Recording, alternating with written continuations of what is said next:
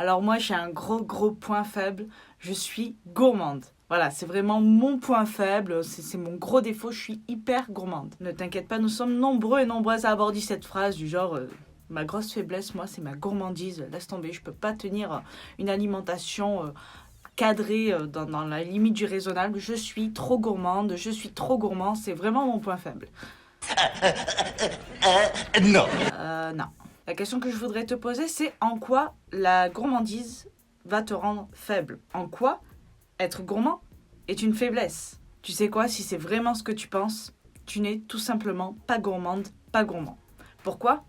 Parce qu'un gourmand ne dit pas que c'est son point faible. Un véritable gourmand savoure. Le fait de te dire que c'est un point faible, que c'est ta faiblesse, montre en toi de la culpabilité. On ne peut être un mangeur conscient, un mangeur qui savoure, un mangeur gourmand, si on culpabilise. C'est impossible. Si tu dis que c'est un point faible, que c'est ta faiblesse, que la gourmandise est un réel problème pour toi, tu n'es pas un gourmand. Tu es tout simplement une personne qui culpabilise. Une personne qui ne souffre pas de troubles du comportement alimentaire à proprement parler, mais qui entretient une relation avec la nourriture qui n'est pas forcément saine. Tu n'es pas en paix avec ta nourriture et tu n'es sûrement pas en paix avec ton corps et avec ta personne.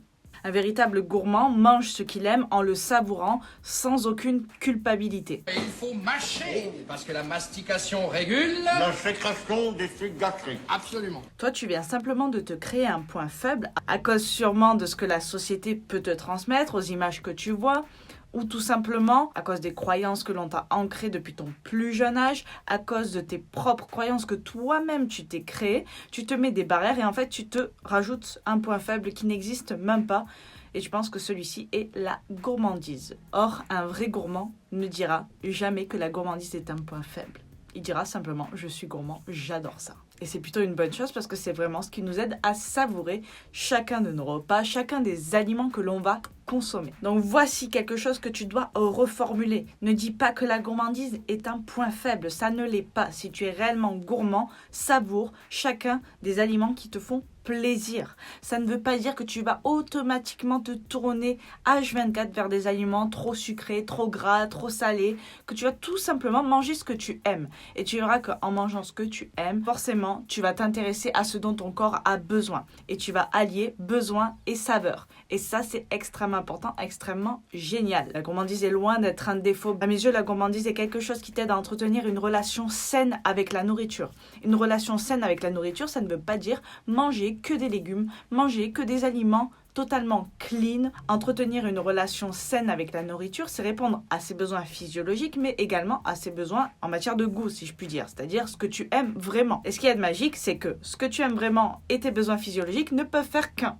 C'est ce que j'appellerais en quelque sorte l'alimentation intuitive, c'est-à-dire écouter les besoins de ton corps, mais également écouter tes goûts. Il n'y a aucun problème à être gourmande, il n'y a aucun problème à être gourmand. La gourmandise va t'aider à être en paix avec la nourriture et à savourer des aliments que tu aimes. Alors si tu penses que tu es gourmande, savoure ces aliments. Ne dis pas que c'est ton point faible. La gourmandise n'est pas un point faible, réellement. Ça n'est pas une faiblesse. Ça ne te rendra pas faible d'être gourmand. Ça ne te rendra pas faible de manger des aliments qui ont de la saveur. Voilà, j'espère que cette vidéo t'aura plu, qu'elle t'aura aidé. Elle était courte, mais elle était assez claire, je pense. C'est quelque chose que j'entends fréquemment.